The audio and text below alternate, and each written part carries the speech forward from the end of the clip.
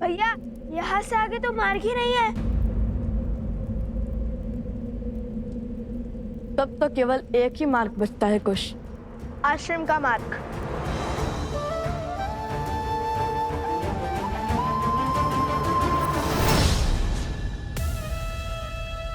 कुश, यदि माता सीता आश्रम में ही है तो फिर ये दोनों क्या बात कर रहे हैं? सुनती हूँ।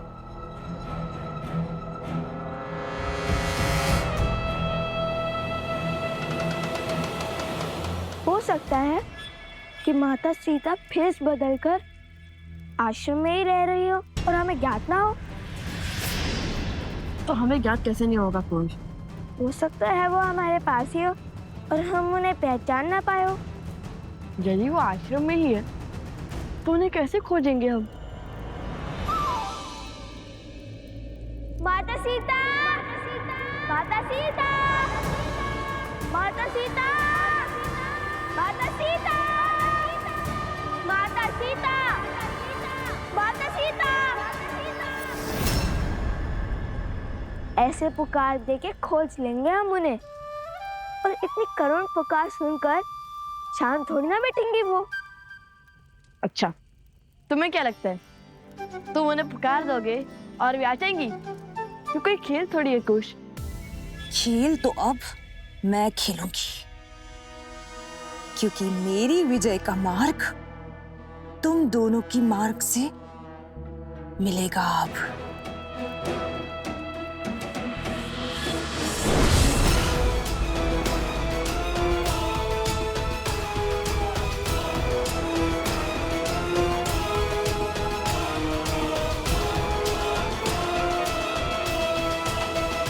कुश, क्यों ना हम ऋषि भरद्वाज से ही पूछ ले, क्योंकि यदि माता सीता आश्रम में रहती है तो ये बात उन्हें अवश्य ज्ञात होगी।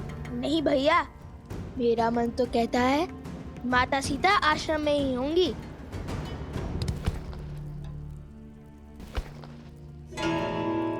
ये फल कहाँ से आ रहे हैं?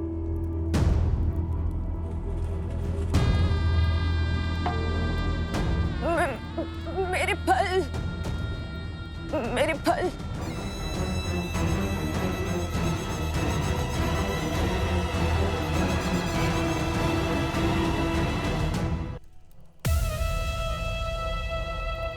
ये लीजिए आपके फल।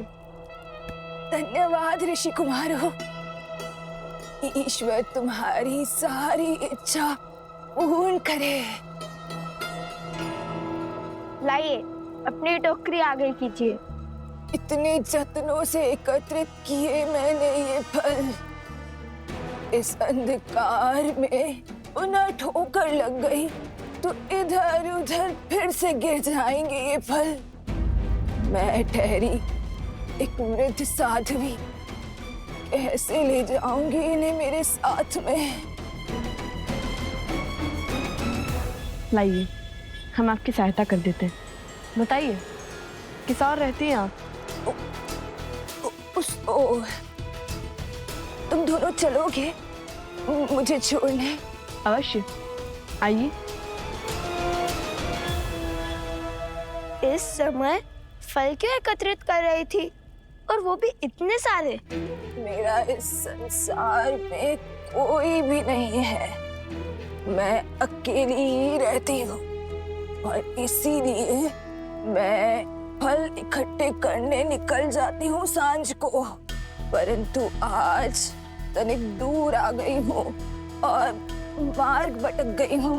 तो आप भगवान वाल्मीकि के आश्रम में क्यों नहीं आ जाती? उसके द्वार सबके लिए खुले हैं। नहीं नहीं, कोई है जिसका दायित्व मैंने उठा रखा है। ये फल भी उसी के लिए ले जा रही थी मैं। किसके लिए? जो वर्षों से उस गुफा में तपस्या कर रही है। अपना तो अब कोई है नहीं, तो उसी की सहायता में स्वयं को व्यस्त रखती हूँ। वेशभूषा से तो साध्वी दिखाई देती है, परंतु रूप उसका महारानी सा सुंदर है। उनका नाम क्या है? नाम नाम तो स्मरण नहीं आ रहा है, परंतु हाँ, इतना ज्ञात है कि उस बेचारी को उसके पति ने त्याग दिया था, अपने घर से बाहर निकाल दिया था। क्या नाम है उसका? सीता। हाँ, यही नाम तो बताया था उसने। मिल गई देवी सीता। अरे वो ध्यान में होगी। तुम दोनों कहाँ चल दिए? अपनी प्रतीक्षा के सुंदर अंत को देखने। माता सीता को ही तो खोज रहे थे हम। किंतु क्यों? हम आपको सब बता देंगे, परंतु पहले आइए, महादेव ने आपको हमारी सहायता के लिए भेजा है। शीघ्र ही माता सीता के पास चलते हैं।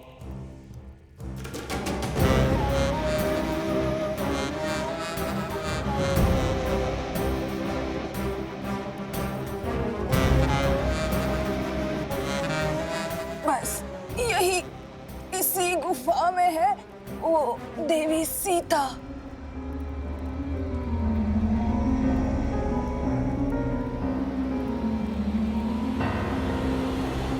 हम आ गए माता सीता। रुको कुछ। इस गुफा को देखकर लगता नहीं कि यहाँ बहुत समय से कोई आया है। वो सीता कहीं आती जाती कहाँ है? सदा तपस्या में लीन रहती है। हाँ, किंतु आप तो आती जाती होंगी ना? मैं तो वृद्ध हो गई हूँ ना, तो बस कभी कभी। भैया शीघ्र चलिए ना, अधिक समय नहीं है हमारे पास। चलो चलो, शीघ्रता से अंदर चलते हैं।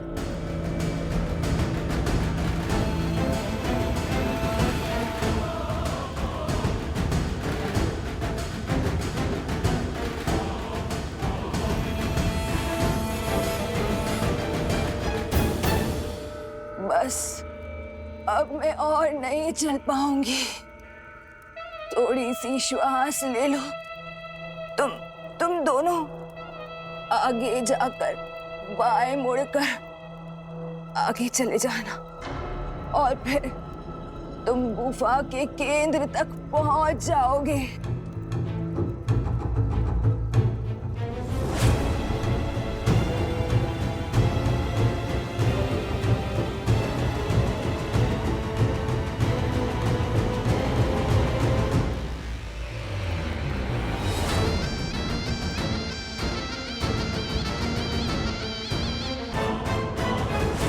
देवी सीता, माता सीता, देवी सीता कहाँ है आप?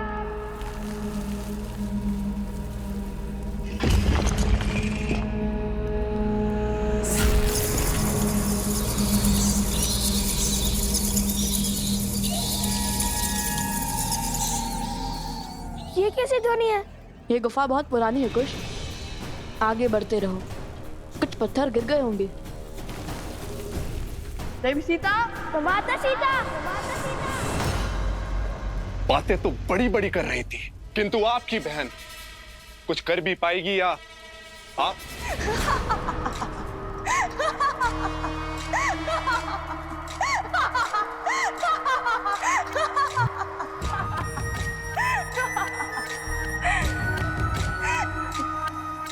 विश्वास नहीं हो रहा होगा ना कि जो कार्य वर्षों से 2 महाराक्षस नहीं कर पाए, वो कार्य एक स्त्री कर पाएगी। परंतु अब विश्वास होगा जब शूर्पणखा की गति और मति के समक्ष शीश झुकाएंगे आप लोग।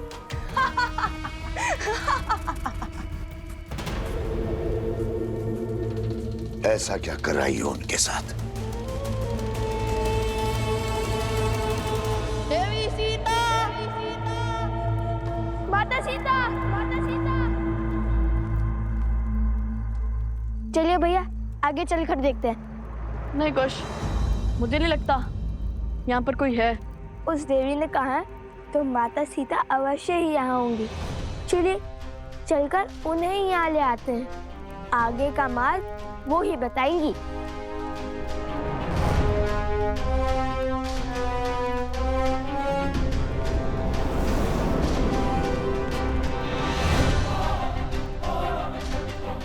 कहाँ गई वो?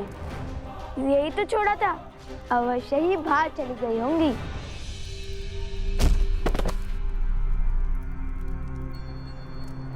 माता, भीतर आइए।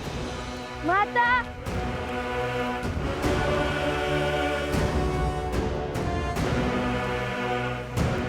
बताओगी भी? ऐसा क्या करके आई हो शूर्पणखा? मैं लव और कुश को गुफा में बंद करके आई हूँ भैया।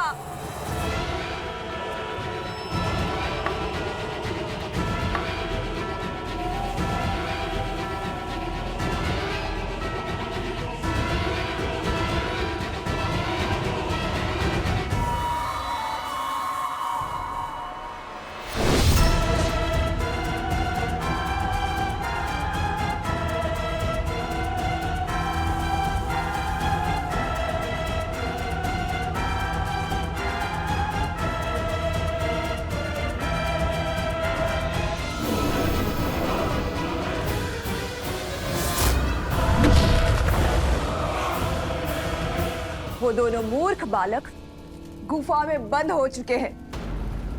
गुफा में बंद करने से क्या होगा?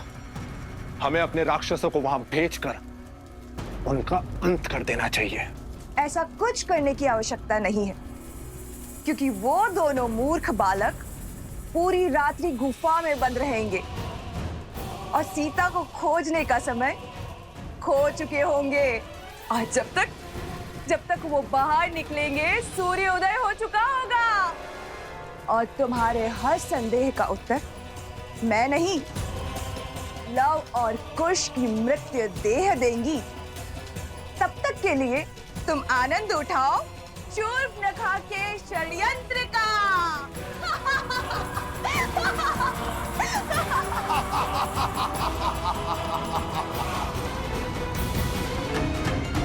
ये क्या हो गया? हुआ नहीं है, किया है। वो कोई साध्वी नहीं थी, मायावी थी। मुझे पहले ही समझ जाना चाहिए था। शीघ्र ही दिन हो जाएगा भैया, हम जीवन के इतने बड़े लक्ष्य से चूक जाएंगे। अब श्री राम को, संसार को, अपने आप को क्या मुख दिखाएंगे कि माता सीता से भी मिल ना सके।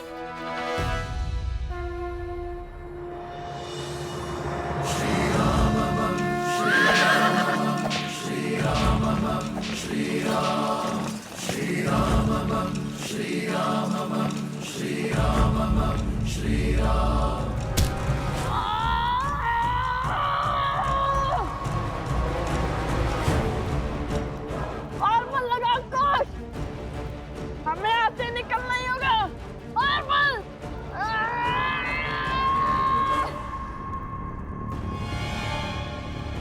ये बटर तो हिलने का नाम ही नहीं ले रहा भैया।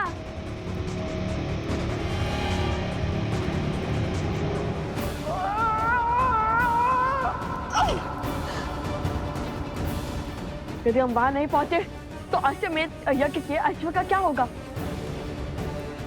श्री राम को लगेगा कि हमने हार मान ली है। संकट बड़ा है, किंतु ऐसा कोई संकट नहीं होता जिसका कोई हल ना हो।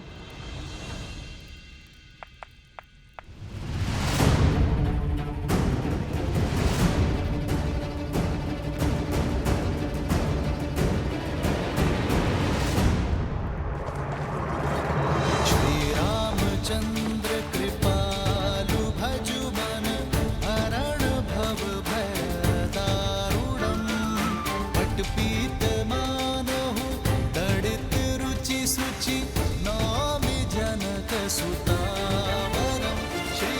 प्रणाम प्रभु। श्री राम राम राम श्री राम। लवकुश कहाँ है?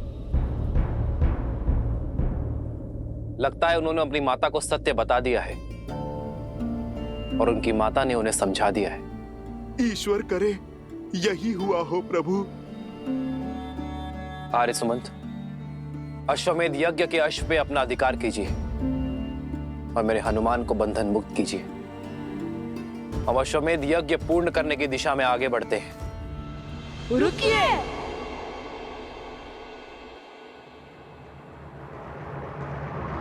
जो नदी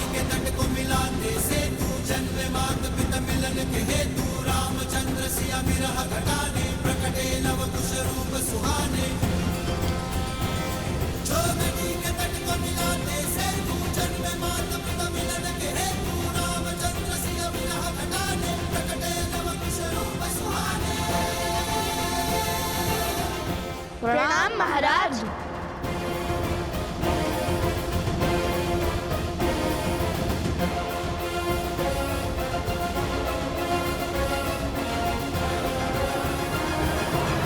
प्रणाम करके दंड से नहीं बच पाओगे तुम दोनों। बहुत विलंब कर दिया आने में तुम दोनों ने। ये विचार कर रहे थे कि युद्ध में जाए या नहीं।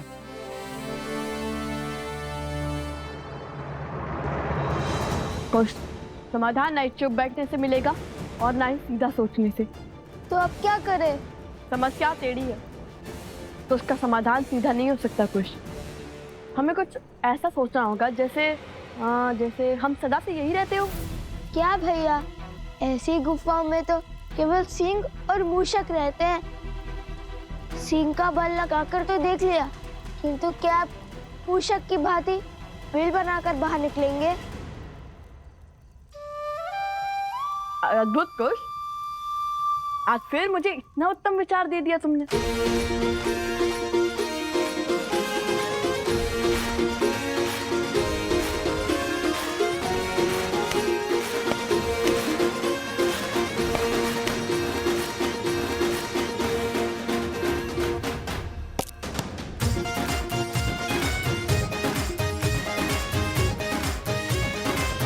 अरे भैया, भूमि के नीचे खोदने से तो 3-4 अश्वमेध यज्ञ संपूर्ण होने के बाद ही बाहर निकलेंगे। बाकी सब दीवारें परसों से यहाँ हैं, किंतु ये दीवार नहीं है। यदि हम इसके नीचे मिट्टी खोदेंगे तो ये ऊपर के पत्थर नीचे गिर जाएंगे, तो ये और नीचे जाएगा, जिसके कारण ये ऊपर के पत्थर नीचे आ जाएंगे।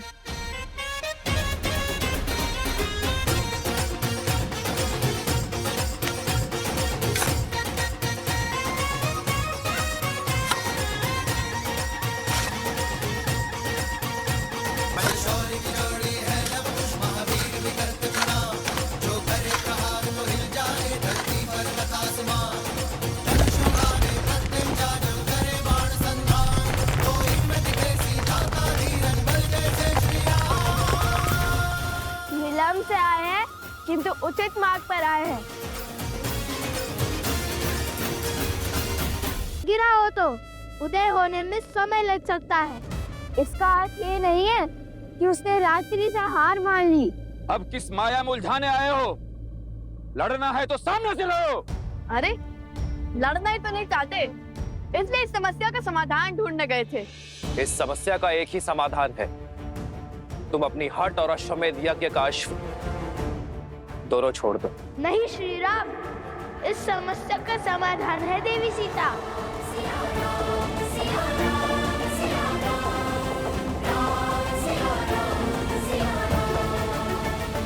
हम उन्हें खोजने गए थे, पूरी रात्रि खोजा, किंतु हम उन्हें खोज ही नहीं पाए।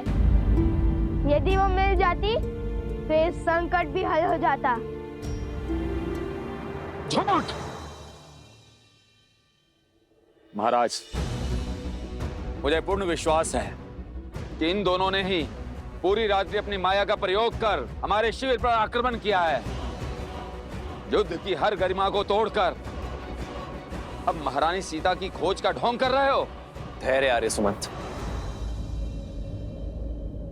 बालकों, समय आ गया है,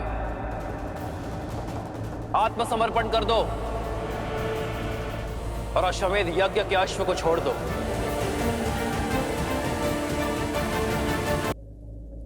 अश्व को लेकर चलिए।